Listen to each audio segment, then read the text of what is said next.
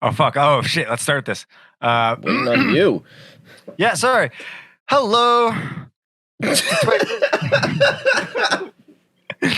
the fuck up. Hi.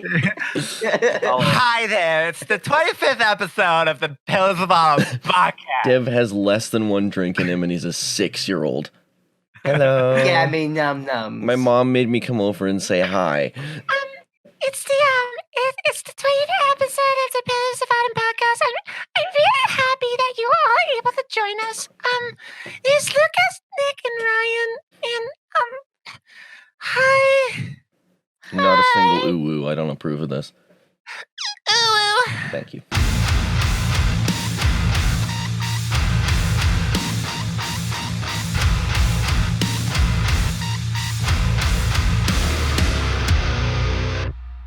Sorry for the episode of Pills of Autumn podcast. Lucas, Nick, Ryan, it's Dev. We're playing video games. We're talking about shit. I'm getting drunk. What are we playing today, Ryan? Wow, that was fucking quick. What a great intro. Right. I figured this is the episode, or this is the show of Too Soon. Or are we playing Jen Katars Dies the game? I was thinking more globally than our microcosm of existence. Oh, hell yeah, baby. Okay, so since we're on this topic, because we all know this is a fucking coronavirus meme. That is disgusting. Shut the fuck up. Okay, look. You guys know I'm all about conspiracy theories and shit. And yeah, I don't like to go too far down the rabbit hole, but there's just things that kind of seem a little fishy. Did you hear about the doctor that alerted the UN and all that and like a World Health Organization about the virus? The Chinese doctor? No. Okay, so the doctor that kind of gave everyone the heads up, like, hey, there's this new version of the coronavirus, kind of a big problem. Let the World Health Organization know. And immediately he was taken in by the Chinese authorities. And right after he was taken by the Chinese authorities, it went out saying that he got the virus and then he died. But now the Chinese authorities say, no, he's good. So he was arrested, told to be dead, and then now he's not dead, and they're denying that they ever said it. It's funny, man. This past week, I haven't heard a single thing about coronavirus. Like, I haven't seen it anywhere in the news. Like, I mean, not to the degree that I was like 2 weeks ago, where I was like, "Holy shit, this shit's like wildfire!" Like, it's just seemingly disappeared all over. Like, at least in my. I'm on the news like all day at work, and no, it's pretty. Yeah, there's a pretty constant flow of shit going on. That's dead ass the best way to win this game, though. No. Well, yeah. Are you playing the Steam version? Oh yeah. What, you think I'm casting from my phone? Either like Greenland or Madagascar is going to cut off their fucking shit immediately. Well, it all depends on how you do it. Like, I mean, fucking. Well, you want to kind of make a sleeper virus and just let it infect people without symptoms. But every now and again, Madagascar is just like, oh, no, immediately. We're done. Closed. You have no idea how much time I've put into this game. I love the fact that this game throws in like fun like science fiction scenarios, like the Planet of the Apes virus and the zombie virus and the vampire virus and shit like that. I wonder if they've added any new ones. There's Planet of the Apes added as well. Yeah, I remember on the like mobile version, there was one. It was like a nanovirus and shit, and like radiation and whatever. Did you guys hear that the developers of the game had to put out an actual disclaimer telling people stop playing this game to try to predict where the coronavirus is going to go? Well, it's just because the fucking the downloads for this game like escalated really, really quickly after the announcement of coronavirus. But that's just because we live in a sick fucking world, man. Of course, people are going to be like, "Oh, yeah." But it's just funny that they had to put out an official statement saying like this isn't like science. That doesn't mean that this is what's going to happen. We're also not using the coronavirus as a means to sell our game. I mean, it's fair. They haven't done that. They would have Yeah, they haven't been like, you know what else is going viral? Our game again. That's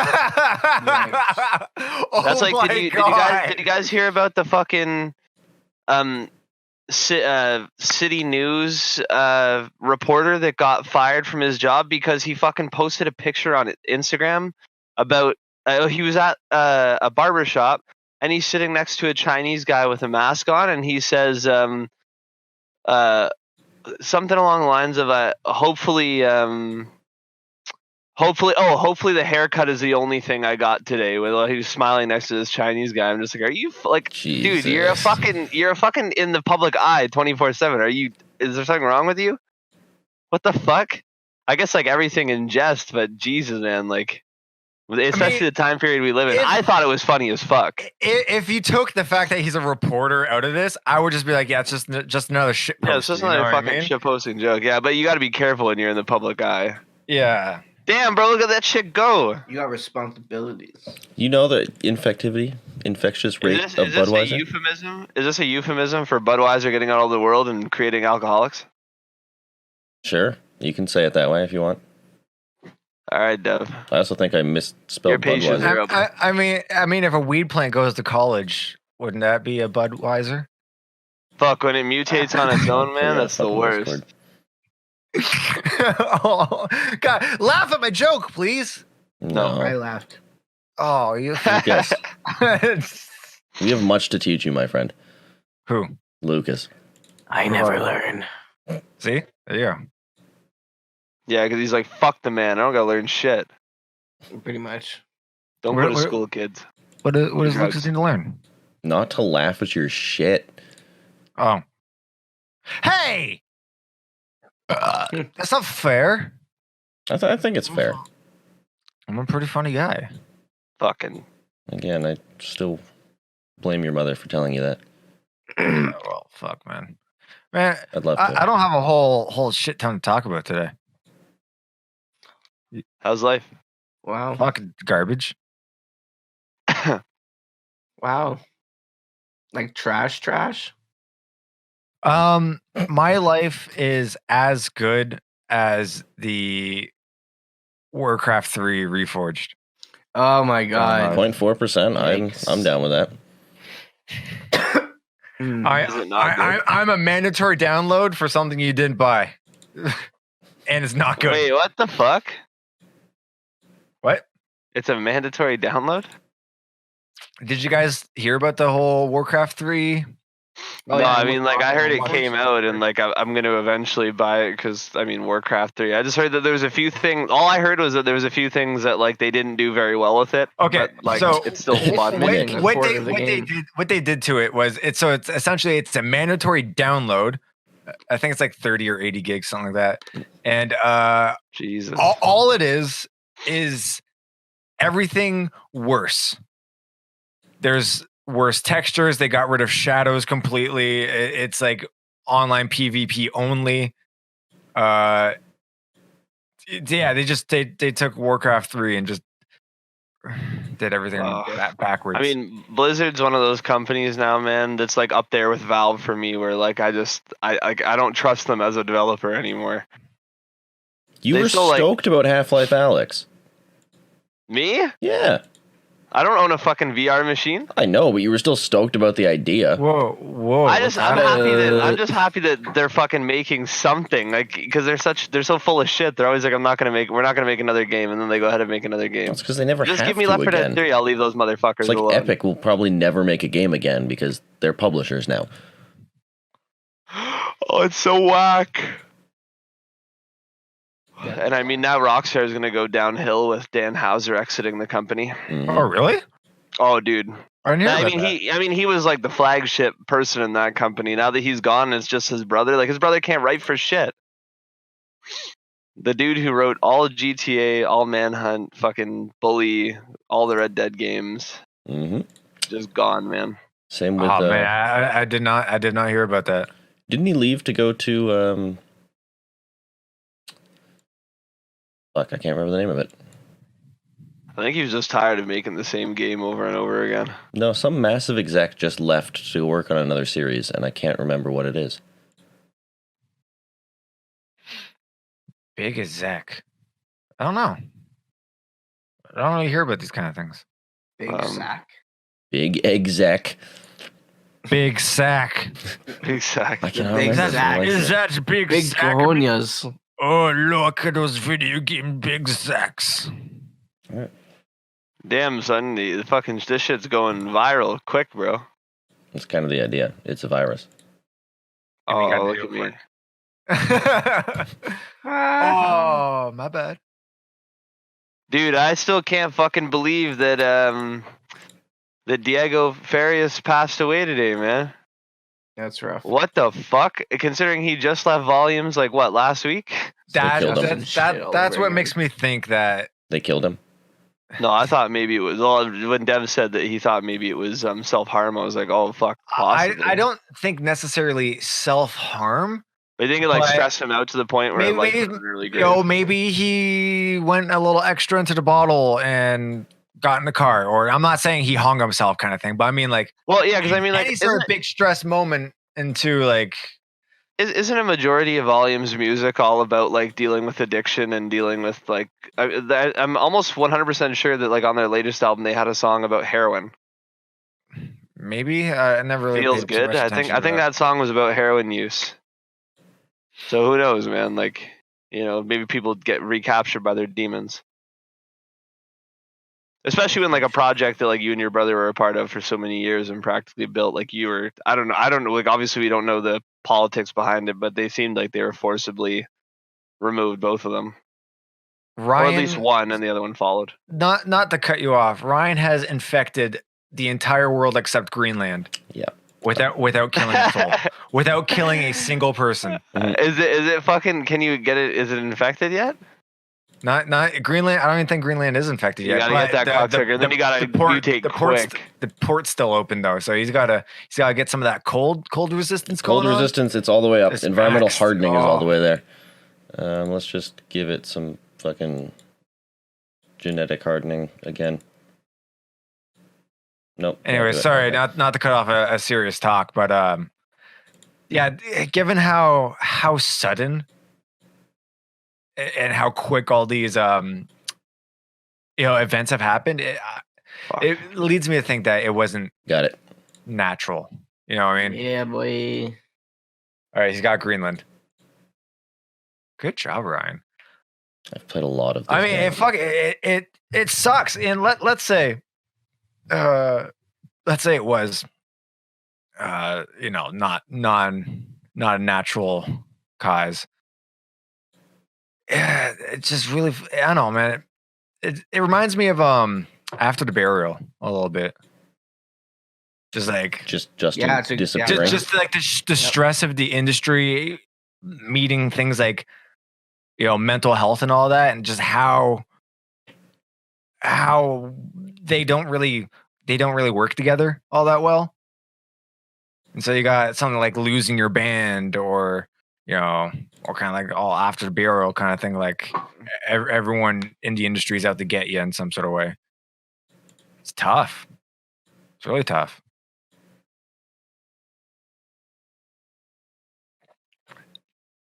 Don't all jump in at once, guys. Come on. I'm nodding. This is an audio podcast, but I'm nodding. Sorry, I was just I was looking up to see if I could figure out like a cause of death or something. They're out of respect. I think they're going to kind of keep that. Oh yeah, probably. Yeah, absolutely, and at least for a little bit. I learned something today, though. However, in my research while I was listening to things about it today, I did not know that Diego was the engineer on Broccoli, like with Lil Yachty. There, he engineered that song. I had no idea. He did. Yeah, dude, he was huge. He did one of Jake Paul's. Songs. Grammy nominated. I knew about that, but yeah, I know he did one of Jake Paul's songs.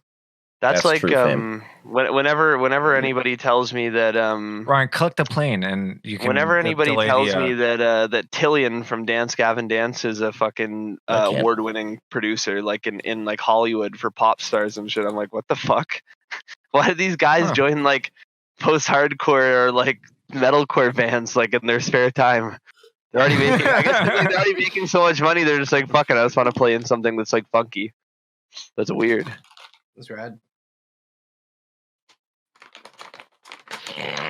But I mean, Volumes for me, like in terms of the aesthetic and shit that they had, like always reminded me of one of those kind of bands that was like super, like it's like hard but like posh. Like they all kind of dressed like rappers, like really like rich looking dudes. Parkway Drive. Clout gods. Clout gods. Yeah. Nice. I'm copywriting that, and I'm gonna sue you. I mean, technically, I've got the recording of it, so. Haha. See you in court, bitch. Not like this. Now I just sit back and let Budweiser evolve and destroy the world. Oh my god. Yeah, until World Health Organization fucking do one of the sci-fi infections. Okay, now it's causing comas. I think we're good.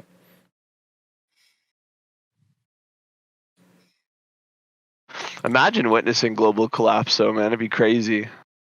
Actually, that'd be fucking scary. I found it hilarious that I was looking for a game today, and I got an email from Amazon Prime being like, "Hey, Prime Video, we recommend you watch Contagion," which is a really good fucking movie. But yeah, Contagion's alright. That's the one with Jude Law, right? Yeah. Yeah. I like how that's the character you remember in it. There's like 30 different I just remembered him specifically. I think you see him a lot in like the commercials when it was coming out. He's a piece of shit reporter. He's sexy. Oh god, yeah. You know, have I ever told you that I can't tell the difference between Ewan McGregor and Jude Law half the time? Really? Oh, yeah. You know, it's a really great film. Speaking of Jude Law, fucking The Talented Mr. Ripley. Have you guys seen that film? No. Matt Damon and Jude Law. You sure it's not Ewan McGregor? No, yeah, I love Ewan McGregor too. I'm excited to see him in Birds of Prey. I'm going to see it, I think, on Sunday. Anyway, however, Talented Mr. Ripley, I definitely recommend you guys need to check that out. It's kind of similar to Catch Me If You Can, but earlier, and it's really well done. Oh yeah, Catch Me If You Can was sick, man. Similar idea, but I don't want to ruin anything. But that's your hook. So go check it out if you have the time. I do like Catch Me If You Can. It's a very hidden gem for sure. It's a very well known movie if you're into that kind of thing. Good stuff. Man, one movie I've been hearing get referenced a lot lately. Like as I'm listening to going through like music and stuff, I always hear the same line repeated from it. But have you guys ever seen the movie The Usual Suspect? Yes. With Kevin Spacey. Yes. Not me, no. That movie is fucking awesome, man. And one of my favorite lines from that movie that I keep hearing get referenced is the greatest trick the devil ever pulled was convincing the world that he didn't exist. Yep. That shit's sick, bro. Kaiser Sose. What a riveting podcast. Right here I think we won. Oh, these motherfuckers are about to die, dude. Oh yeah. No healthy people, 97% of the world gone. Canada is almost fuckered. Oh, good. God damn. The fact that a game like this exists, man. And it's fun and popular. This game came out like 2012 or some shit like that? Yeah. Far and long ago. Yeah, I remember there was a game like this, but it was for like just one person. Yeah. I think it was by the same developers. Yeah, so like it's a pop instead of like killing off the whole world, you just had to like shut down this one person's body, and each different level was a different person with a, I didn't know Osmosis Jones had a game. Basically, but like the really dark version of Osmosis Jones. Which have you guys heard of the anime Cells at Work? Fucking yes. Amanda and I just watched the first season, and it was like one night we watched all the episodes, and it was so fucking good. They're showing that shit in biology classes because I find it spot on. I had no idea that they added it to Netflix because I watched it when it first like came out on Crunchyroll, and then I saw it pop up on Netflix, and I'm like, holy shit! Like they're fucking. I didn't think it was that popular that it was going to get added that quickly. The best part is the main character is voiced by Troy Baker, and he does a great job. The White Blood Cell? In the English dub? Obviously. Yeah, it was fucking hilarious. It's great. Such a good show. And they confirmed that they're doing a second season, so Well, definitely. There's a whole fucking body to explore. Well, yeah, but I mean, like, season 1 came out in like 2016 or some shit like that. You usually think that there'd be a season 2 if it was going to get one pretty recently, you know? Yeah, it's anime. My Hero it took Death Note, what, 15 years? Oh, for 2 seasons? It took Death Note 15 years to actually continue the story. Oh, I don't remember what the distance between the 2 seasons were. I'm talking about now. Like from the end of Death Note to what they just released. Oh, I thought you meant like the first 2 animated seasons. No. Well, I mean, as far as I'm concerned, it ended in season 1. For me. Late. I don't know. I was a late sympathizer and did not like how it ended, so. Spoilers, I still haven't seen it. Yeah, shut up. Yes, you have. I haven't actually. Really? But so you watched the live action before you watched? Yep. Same. Wow. Mm. Really? Yes. You've watched every episode of what fucking One Piece, but you haven't watched. Yeah, well, I like good anime, so. Fuck off. I've seen so hard for me to get an anime. I've seen maybe 10 episodes of One Piece in my life. Have you watched My Hero yet? No, I haven't finished season 3 through season 4. I'm on season 3 right now. It's fucking good. I love that show. It's just a fucking solid show. Every time someone recommends me like an anime to watch, it's always like fucking like many seasons. Can't do that. No, thanks.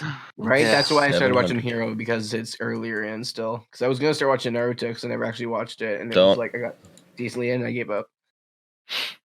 I'm going to start watching One Piece. Like I like the one season stuff, you know, like the mini series. I like those kind of things. Though I did get a Crunchyroll free subscription for a bit, so Amanda and I could watch Ghost Stories, and I wish that they could have kept going with it for comedy's sake, not just because they only had one season and then just gave up. It's Ghost Stories, because it was so bad, it was so fucking good.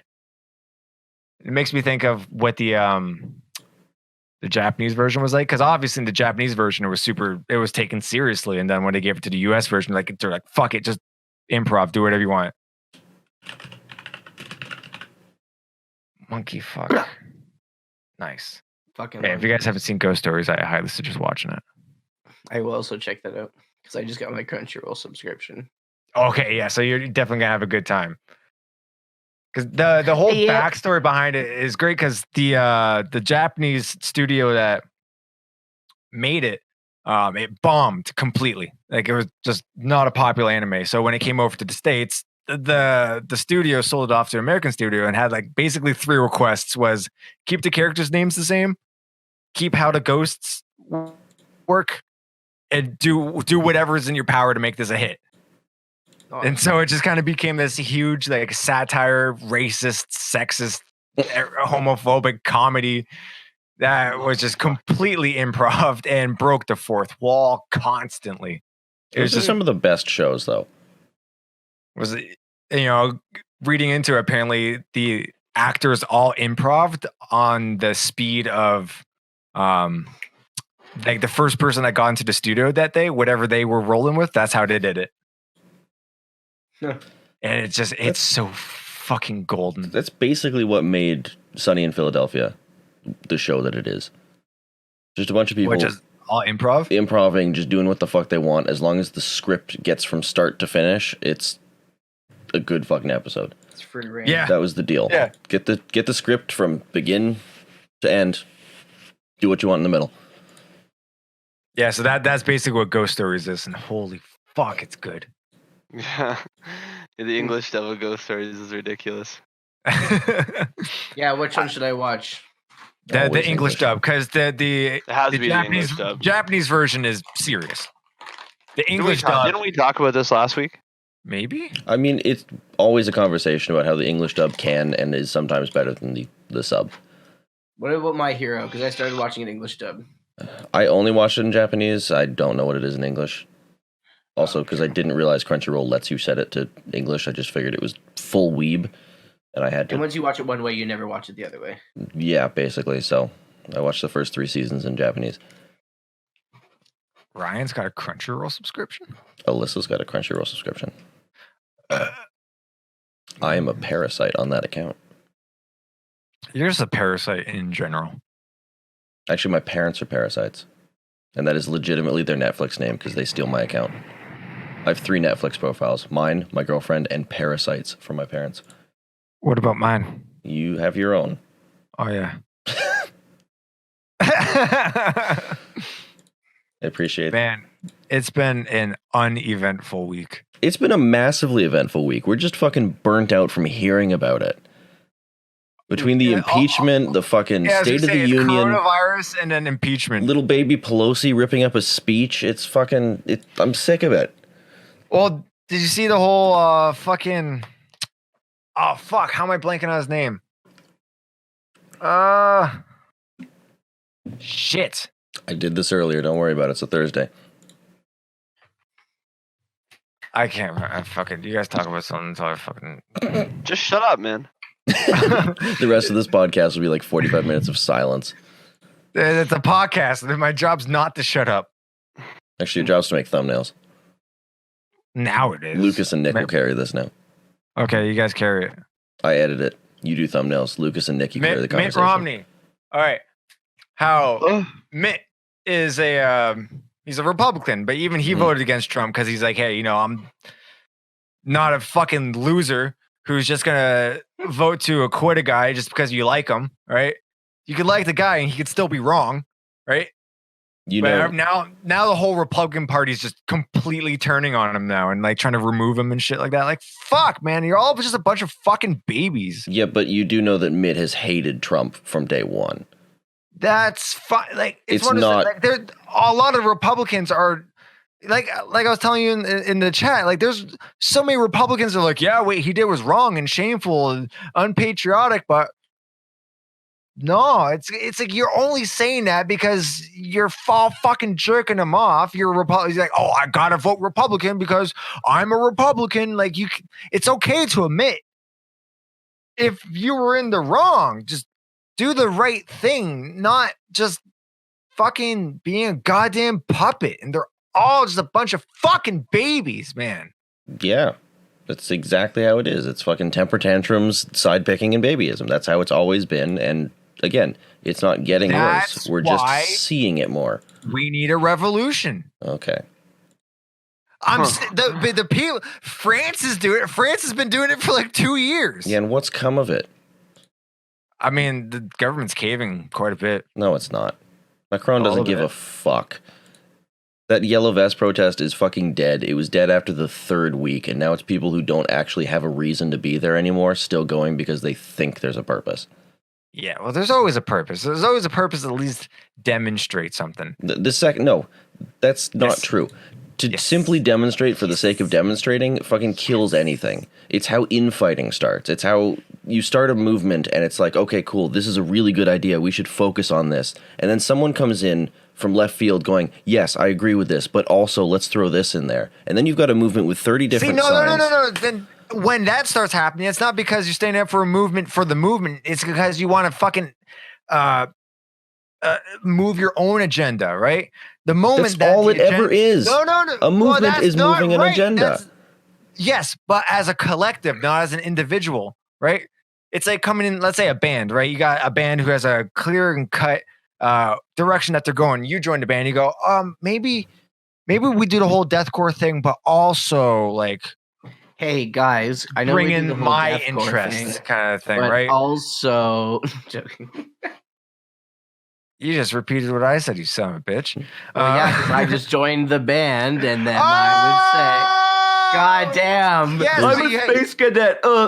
Yeah, but you haven't been fucking pushing your fucking own agenda. You've just been going along with it like a good boy. There's no such thing as a selfless movement. Why? Everyone's fucking glitched now. I'm not too sure if I'm the only one hearing that. No, I'm fine. I'm fine, yeah. Every time, like, I think it's mostly Ryan. He'll be like, yes. Maybe you're having a fucking stroke. You might want to go get that checked out. Tech stroke. No, it's definitely a connection. Like blurring in and out of fucking reality. Digital stroke. I wish. Digitally transmitted disease. I have a TTI. Yeah, that's basically every time I open my phone in the morning, I see you and Ryan at 3 a.m. just being a bunch of dummies. Okay, well, I'm just fucking... I get really bored at work, okay? I don't sleep. Yeah. Well, there you go. There you go. You got your answer. I don't sleep. He's working. Wait, I didn't say I didn't know the answer. Yeah, you did. You said that. Get your TTI out of here. Get your fucking TTI out of here. Oh, man, I gotta go see my doctor about my TTI again. No, you have to go see your phone carrier. Call Tech Savvy and get your TTI. Yes, Devin, it appears you have malware. No! Anyone got anything interesting to talk about? I got nothing. What do you mean? Monkeys just evolved to hate people. We got that now. I mean, chimps just hate everyone. Again. Chimpanzees are fucking nuts. I fucked up monkey fuck. See, like that. Right. Yeah, I saw that. I heard that one. What do y'all been jamming lately? Lorna Shore, Blueberry. baby. Oh man, the new no, grape jam, fucking buddy. Lorna Shore, dude. Oh, Grape is not a jam. Grape is a jelly. I've been obsessed with it, like fucking since it dropped Friday fucking morning last week. I've been just over and over and over again, man. I do kind of have a gripe with it, and it has nothing to do with the allegations, but there's something about CJ's vocals on that record that I didn't notice from Signs of the Swarm. On Signs of the Swarm, he just kind of did like a little bit of everything, right? In the new Lorna Shore, it's basically all tunnel vocals and like the one type of guttural that all the fucking slam nerds jerk themselves off to. That was CJ in Signs of the Swarm. That's what made him. Signs of the Swarm, but there was a bit of fluctuation in between that. That was just all like Lorna Shore's is all tunnels, and it's just like. I don't know, dude. I would go back. I would go back and re-listen to the Disfigurement of Existence because it is all just the same guttural over and over again. Maybe I just never noticed that. I'll go back. Yeah, no, that's what I'm saying. Like, I actually find, I'll counter it because I actually find that his range on Lorna Shore is a lot better than it was on Signs both Signs of the Swarm records he was a part of. Yeah, just because he, for example, like in Signs of the Swarm, he barely did highs. And then in Lorna Shore, he's, I think, in an effort to kind of match what Tom was doing, he's kind of trying to, even though Tom's gutturals, I don't think can really be replicated. There's something about his gutturals that were just like very, very unique. Like I haven't heard anybody do something quite like it since. But yeah, so I think in an effort to kind of match that range, like he was mixing it up, but he's still using that same guttural pattern. And you're right. The one thing I'll say about Signs of the Swarm is that his gutturals at least had some diversity, like because he would do like different toned gutturals. But in this, it's just straight up tunnel gutturals. Yeah, it's just a tunnel guttural. It's like, and it's the same. It's on every breakdown. That's the only problem I have with the album, like because I love it, and I think Adam D'Amico's probably one of my favorite deathcore guitarists in recent times. Oh, but like those fucking lead works were nuts. But like when they do breakdowns, it's the same thing every single time. It's like a bunch of strumming, and then it goes silent, like a bunch of fast fucking double pedal, and then strumming, and then it goes airy, and all you hear over it is fucking gutturals just.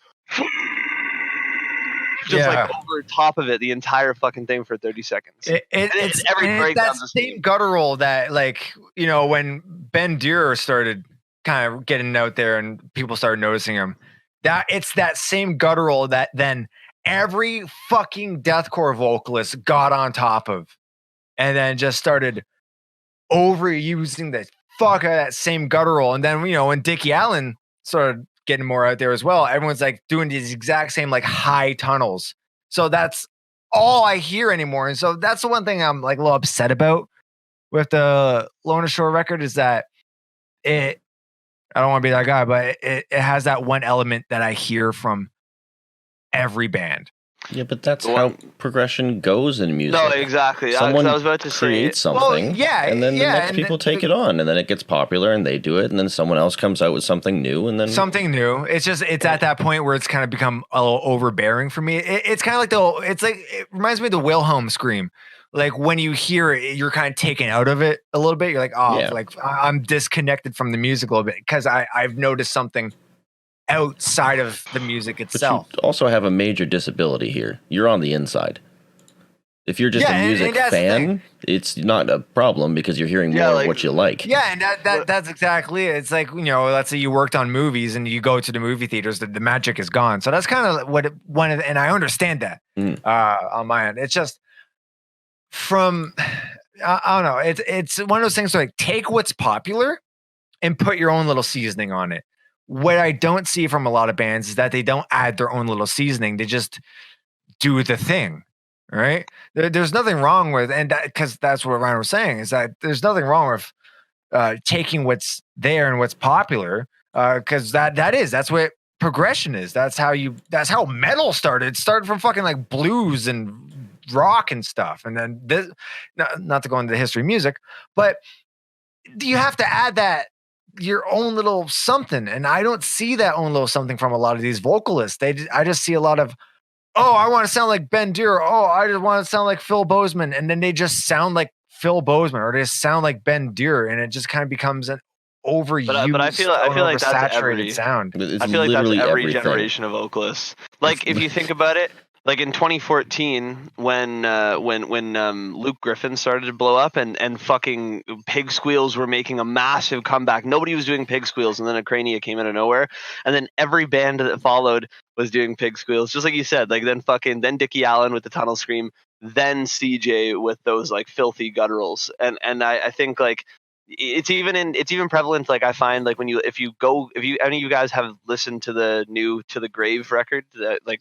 If you guys know who To the Grave is, their vocalist is like this fucking really small Australian guy, but his fucking projection is insane. But he utilizes those same kind of gutturals, but what separates him from everybody else is like his high screams.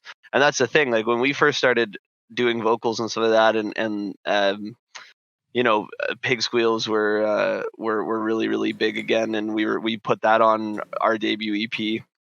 And like, because I just joined the band and I was like, holy shit, like I just figured out what Pig Squeals were, and I'm like, I want to utilize this as much as humanly fucking possible, because I wasn't in a musician standpoint at that point. I was more of a fan, kind of trying out music. And then even now, like that's what I was saying, like I'm trying to pause for a second and just say how fucking great it is that you were literally just a fan coming in.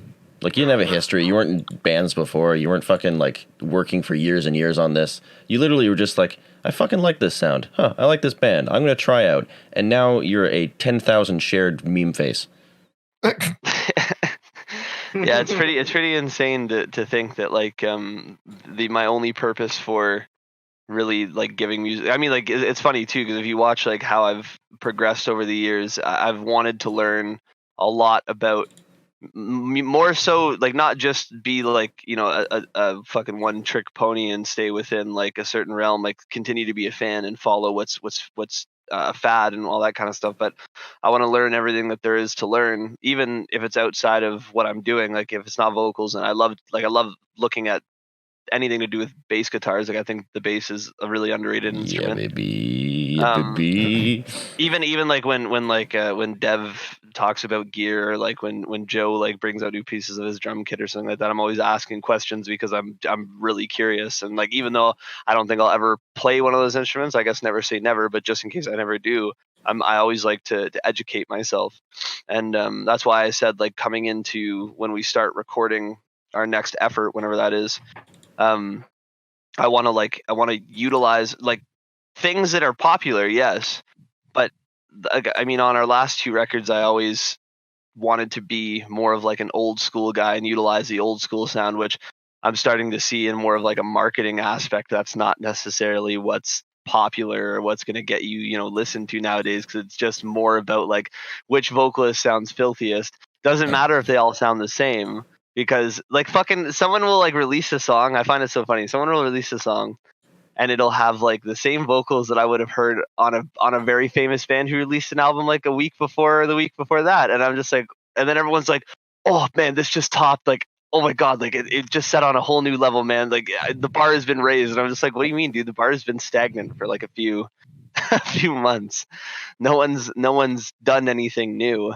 And that's like one of the things I've been saying is that like it like deathcore and like extreme metal in general is kind of like reaching that point where I honestly feel like the music doesn't matter anymore. All people care about is good production and filthy vocals and hype. I think hype's a massive thing too. Because what I noticed, like where I notice a lot of success from people, like bands that I've seen get successful, it's so funny to say this, as a result of like word of mouth, are all because, and I see this shit all the time on Facebook. I'll see a post from like somebody in whatever scene they're from, and they'll post a thing going, oh, watch my boy, he's gonna blow up, like he's gonna set the new standard for deathcore vocals, watch my boy. And then people have all eyes on them because, you know, this guy's like hyping this up and whatever. It's just like, you know, a big hype up thing.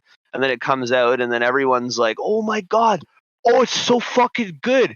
But it's just like, well, I mean, it's like mediocre, but you're all just hyped up because, you know, it was hyped up. It's it's who you know, not what you do. No, exactly. But then you have guys like Ben Dewar and fucking even though CJ's a piece of shit, like his talent, him, fucking Ben, some of the guys that are like at the top of the game right now are at the top of the game because they can do some crazy shit. But I think honestly, but talented. That's like honestly, my 100% like where I think the future is gonna lie, like in terms of deathcore vocalists, like where I think it's going, is that kid Greg Gilbert, man, from Shrine of Malice. I think he's going to be the next, like, I think he's going to be insanely massive. I think he's going to be an icon because that kid's range for he just turned 19, I think a few days ago, but when like he started when he was like 16 and he could already hit kettle screams.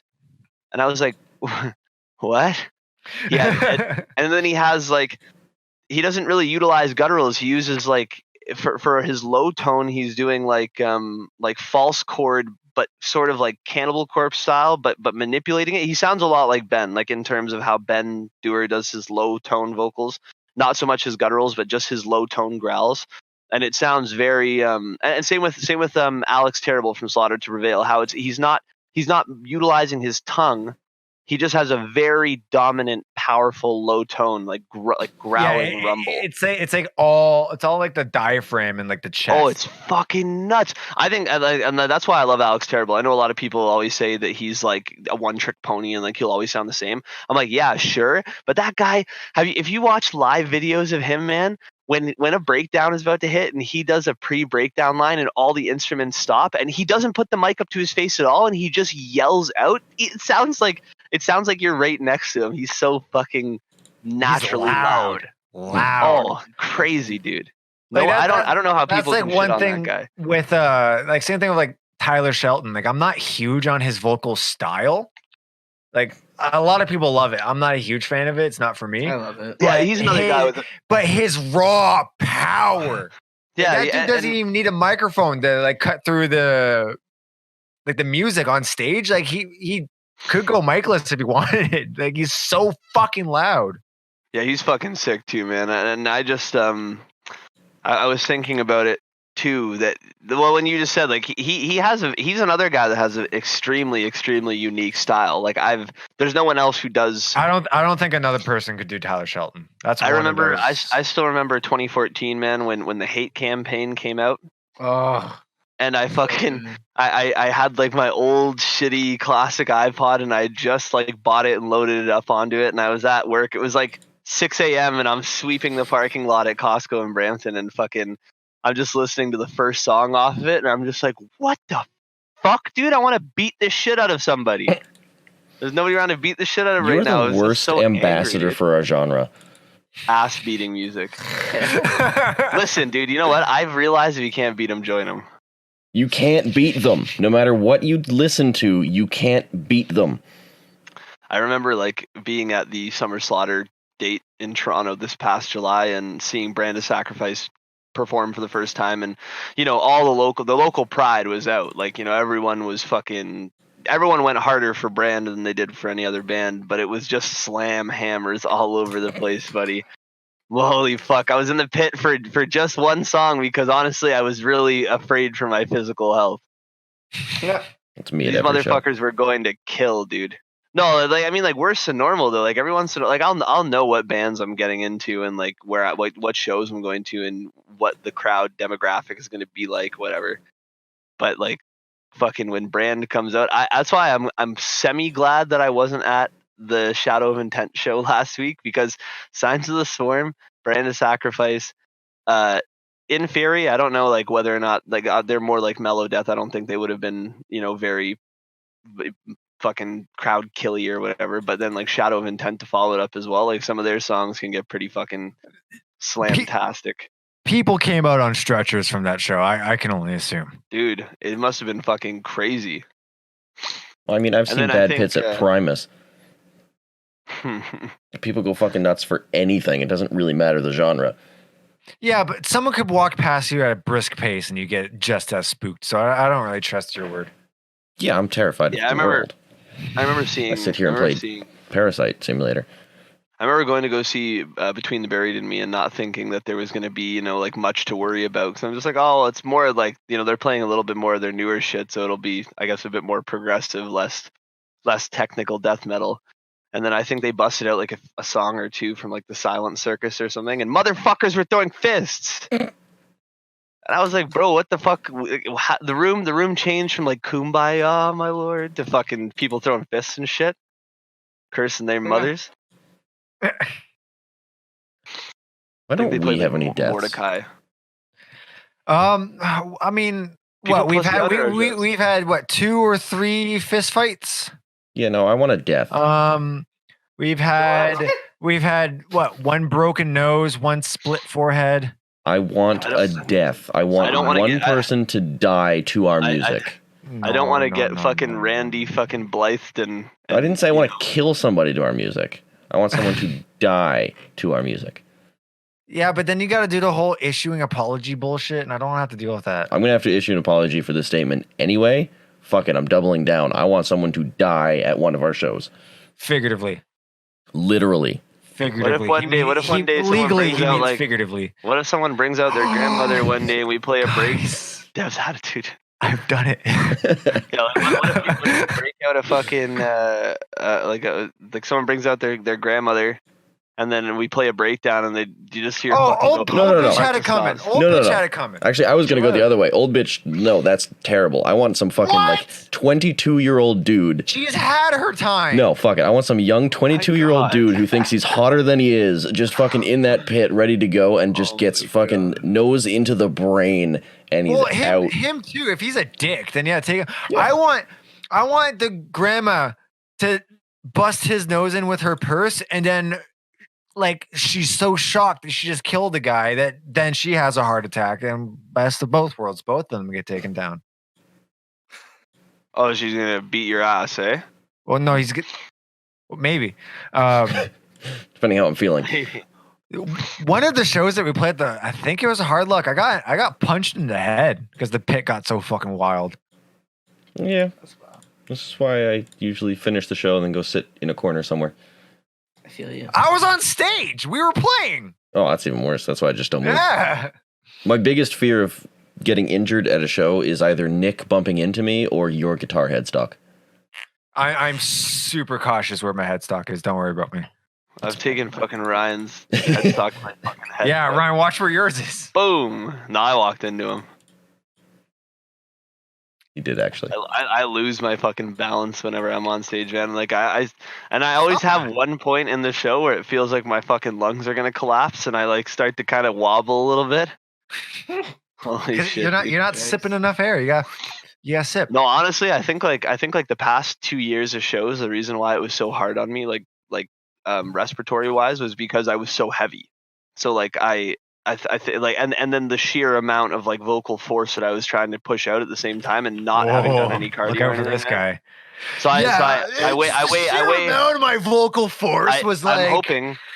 So I weigh 190 now, so I've dropped 60 pounds. So I'm hoping that like when we jump on stage next time that like I'll be able to kind of, you know, be a little bit more animated and stuff. Because I found like at our last few shows, not so much like August to December, like playing those few, but like before that into like early last year. I like especially our February tour with like those 2 days with Alika. Like I had a hard time at that St. Catharines show. Yeah. I watched the video back and I was like, dude, I was huffing. And actually, the worst of the worst had to have been whatever show we played where I wore the Rings of Saturn all over shirt. I don't know if you guys like if that was Sneaky D. I believe. I think it was Hard Rock. I think we had no, it was Sneaky D's. I'm pretty sure I headlined that one. I think like our last show when we first started this, I made the caveat of, hey, no band shirts, and that just went out the window. Yeah, we're not gonna get pigeonholed into a fucking certain sound. Well, I mean, like as time goes on, more and more, we've reached that point. Less and less. I wear like less and less band shit. Actually, no, we've reached the point where you can get away with it now because I think we've got enough of a following that people just know it. Oh, I do have a story. So last night I was streaming Halo. Did Nick finish his? Nick, did you finish your story? I can't even remember what I was talking about. There you go. I understand how the boys' mind works. I just jump in and it's fine. No, streaming Halo. Yeah. No, do it. Do it.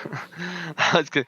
It was just about like the ability to have breathing control and stuff like that. I'm just saying that I hope that at our show 2 weeks from now that I'm much more up to par and that, like I said, I can be more animated on stage. I feel like one thing that I'm missing and I've been like really fixated on it, like surprisingly, has been less about like my vocal techniques and stuff because I practice those every day, but it's been more about like in my head thinking about what I want to do like show wise. So I feel like that's the one thing I lack like when we play live is that I feel like I'm not entertaining enough, and like I want people to leave like remembering us for not only the music but for the show itself. Oh yeah, for something like the experience, you know?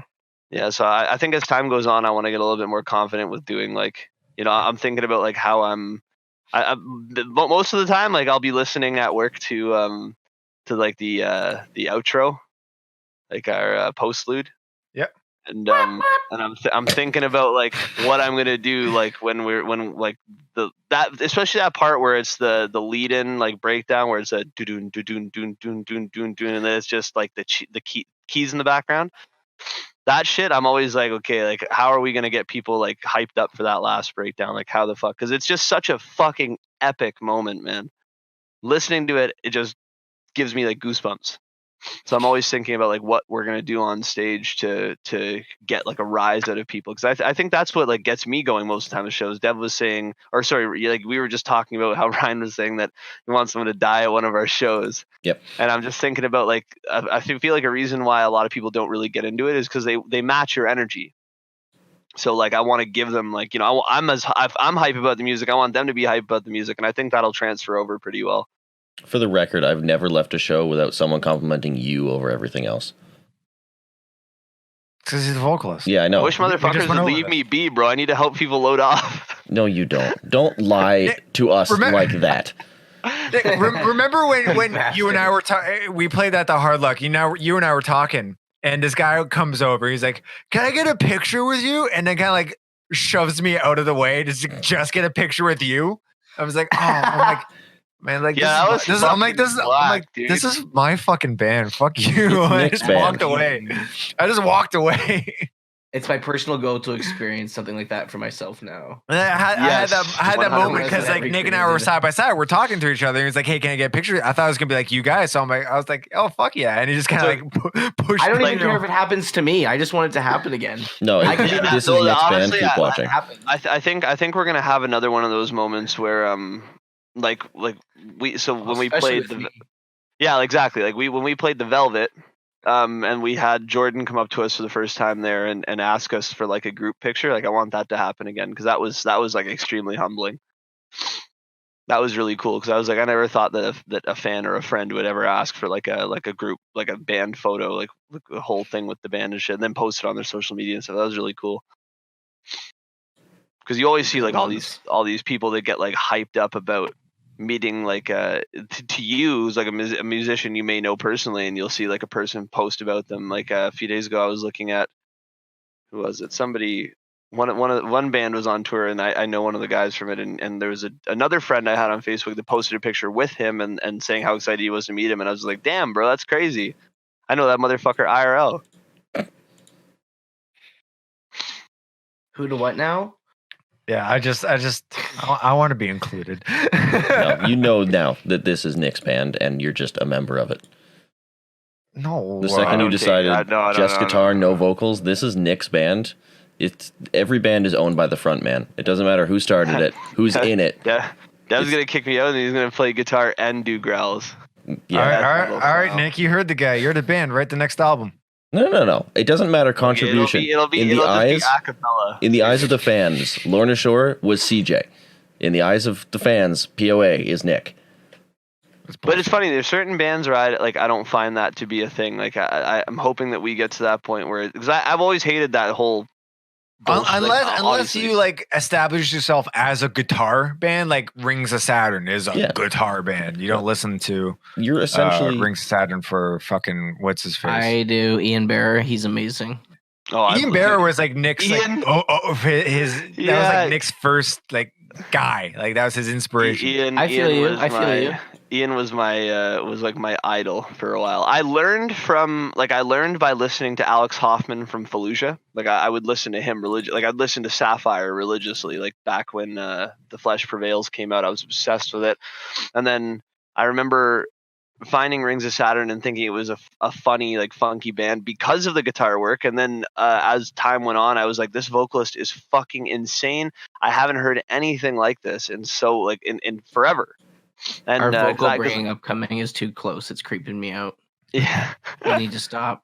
Change it up. Do something different. I need to just cut my brain out and just fucking do something with it. It's creepy. There's like two vocalists that have only like really grabbed my attention. One is Toby from We Butter. I knew it. I was about to say Toby because he was like my inspiration. But the second vocalist that.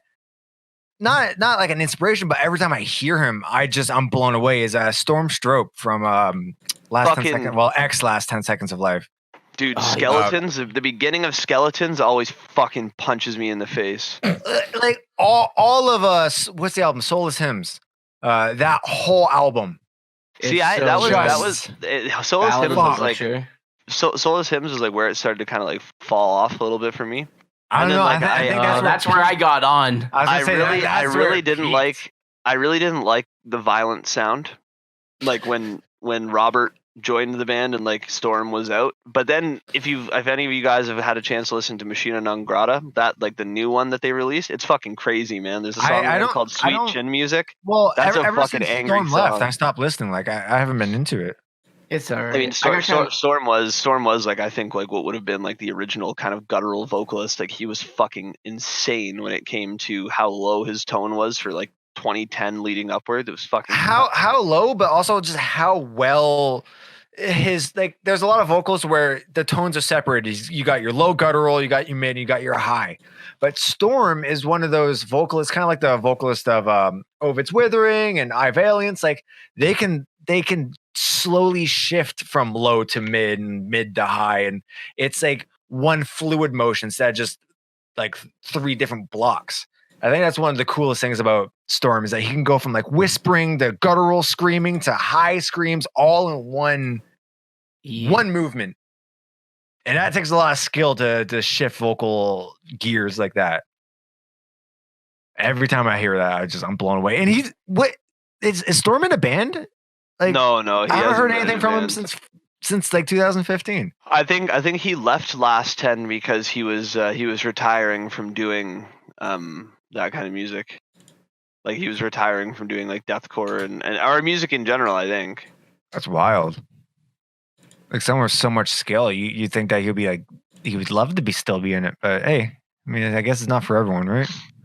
Yeah, well, it's funny. I find that that since Soulless Hymns and whatever that they've still been like in the media and like you still hear a lot about Last 10 and they've been very, very active with touring and so that. But I haven't seen the level of hype that I saw back when like Soulless Hymns dropped and The Box was a big thing, and then like that song was played everywhere, man. I remember it, and I find that like when Soulless Hymns came out, that's what really started the whole back to basics kind of beat down, like we were in, like, deathcore was kind of reverting a little bit. It was less about the Black Dahlia murder kind of fast guitars and mellow death elements and stuff, and became more of like, this is what restarted the love for beatdown. And then you had bands like Continent and bands like Falsifier and Body Snatchers' first EP. I try. It's actually funny. I tried out. It was funny because originally I joined Continent for a little bit. What? Later on, yeah. They like disappeared after like 2014. Yeah, I know. We went in and we were talking about doing stuff, and we were in there and we were writing new material and getting ready. And then I remember Adam ended up moving, and we all started doing separate stuff, and we just kind of all separated up. But I mean, like, Chris had always wanted to do something, so I don't know if that was ever in the back of his mind. And then I remember it led up to, after that, I wanted to try out for the last 10 Seconds of Life, because I remember that they had just started looking for somebody, and I made an audition tape for that, and that was like really the good push to really get me out of my vocal barrier and really get me going somewhere else other than where I was being stagnant. And that was kind of the jive that got me back into music again. Other than that, like, I wasn't doing anything really prior to that. So it's funny that we brought that up. That was like my drive to come back into the music biz again. Man, I remember. Fuck, man, I still can't fucking believe that. That's crazy. Because like, I still remember seeing Continent and Falsifier doing like a weekend run or something, and they played at the Buddha in Toronto. Mm-hmm. And still can't go back there. They won't remember you. Still won't go back there. Okay. I'm pretty sure the Buddha shut down, boys. Good. Fuck them. Because what do you call it? Just reopened the El Macambo. Is that finally up? Wait, it's Yep. after the last 15 years of Jesus. being in renovations. There's only 4 years, but still. It seemed way longer than that. It did seem way longer than that, but I saw a show while I was still working at REC, so it hasn't been that long. Well, didn't it close down for a little bit before that while it changed hands? Not really. They just kind of like slowly phased out bookings. Oh. Oh, never mind. Buddha's still open. Listen, if anyone's going to die at our shows, do it there and get that place closed down. Die of food poisoning. If you can't talk about it, it's fine, but why can't you go back there? Oh, because we're going to end the podcast with a fucking story. Kisses, man. Ha. Essentially, when we played there, the stage was a fucking soapbox. Or sorry, it was 4 soapboxes like taped together. So I fell off, the drummer fell off, and when I fell off the second time, I was fucking pissed, so I kind of went down hard and ended up snapping off a beer tap because the stage is right next to the bar. Refused to pay for it and just left. Oh, well, so they've moved the bar since. Oh, no shit. Yeah, but it's like it's all the way on the other side of the room. It's like right when you enter now. But Burn Atlantis played there like once, and we headlined for some reason. I don't remember why. It was Being. Boundaries from Connecticut. They were doing like a run together or something. And then we played with like the Fractured and like a few other bands and shit. And that was the first time I'd seen a local band cover Recreant, my first of many. And that's us now. And because we do it well. Yeah, it was fucked, man. We played to like 3 people deadass. Like, I'm not even joking. It was 3 people. I think Mackenzie was there, Zach was there, and like our guitarist's wife. Everybody else had left. All the bands had left. I think Being was outside because Dylan was running the show, so like they all stuck around and shit, and they'd like come back in and like check us out and whatnot. But everybody else, all the other locals left, and I was like, yeah, this place fucking blows ass because we were there until like 2 in the fucking morning, and I had work the next morning. So I had work that morning, and I was like, God damn it, bro, I have like 4 hours to sleep. Played to fucking 4 people at the Buddha. I don't think anyone's ever left the Buddha happy. Bartender gave us a hard time. No, I did. I remember going to go when Angel Maker did their first tour through Canada. Their first date in 2015 was in Toronto, and they played with My Home the Catacombs, Falsifier. This is Death Valley. At the Buddha? Yeah, it was crazy. It was such a sick show, man. Like Jacob Coolidge was there. Like that was where I first became friends with him. Like because I mean Dev and I became friends with him on Facebook, and like Dev and I got him on got him on the because the EP was literally Sodomizer was literally releasing a month after that show, man. That's crazy. September 2015, and then Sodomizer would have been like the month later. Jeez. So we had just got him on, and that was my first time meeting him in person. So I bumped into him at the show, and he was like fucking drunk, and I was like, hey, "What's up, man? Like, it's fine. It's cool to finally meet you. Like, I can't believe you're on our EP and shit." He was like, "Slosh." He's like, "What? Huh? What?" Sure, Jacob has since telling that story. Jacob has since been very, very coherent at shows. He's been like on a completely different wavelength. Dude's like Captain Business. Dude, I was thinking about it last night too. It's crazy to me that he doesn't. If you listened like the last 2 EPs that they've released, right, Dev? Yeah. Yeah. Well, how fuck yeah. You notice he doesn't do like you know how he did for Murder of Crows. He did like those filthy low vocals. He barely does it anymore. Yeah.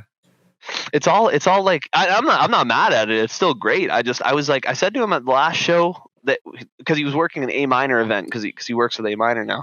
Yeah. But I was talking to him at the last event he was at, and I was just like, yeah, why don't you do lows anymore, man? Like, you were so talented with them. He's like, honestly, dude, I think like he said it takes something to be like, you know, it doesn't take much to be like a great like guttural vocalist. He's like, there's thousands of them now, but he's like, what you like don't see very much of is really great screaming vocalists, like people who really utilize high screams, like like the way that like Trevor from the Black Dahlia Murder does, where it's always highs, but it's still really entertaining to listen to. Mm-hmm. I feel like we should shout out Beguiler. Yeah, I love Beguiler. I love those boys. Put him in the.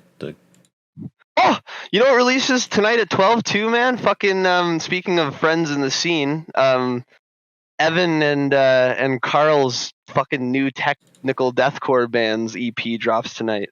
Oh, the EP comes. Did you guys listen to the single? The single? Mm-hmm. Yeah. What the fuck, dude? I was not expecting that at all. I was just like, because I thought when Evan first like pitched that shit, I thought he said he was doing a technical death metal band in vein of Fallujah. So I was like, because he cited references like Fallujah and Beyond Creation and shit. So I'm just like, okay, this is like way outside of what I was expecting him to do.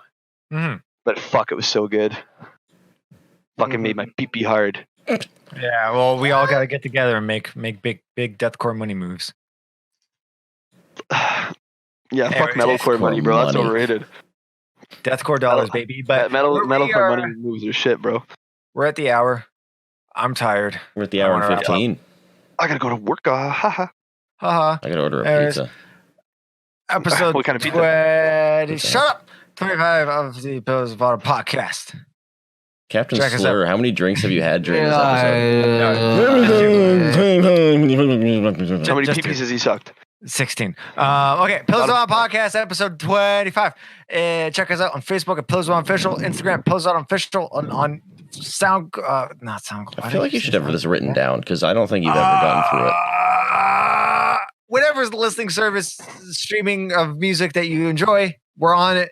Go to there's too many fucking links. ChugStore.com for CDs. Pills of Autumn official.bigcartel.com for shirts. Fuck, I'm trying to remember all of them. Go ahead, keep going. You got this, buddy. We have a show. Toronto, Lee's Palace, February 21st, 2 weeks from now, but like a week and a half from when you can hear this.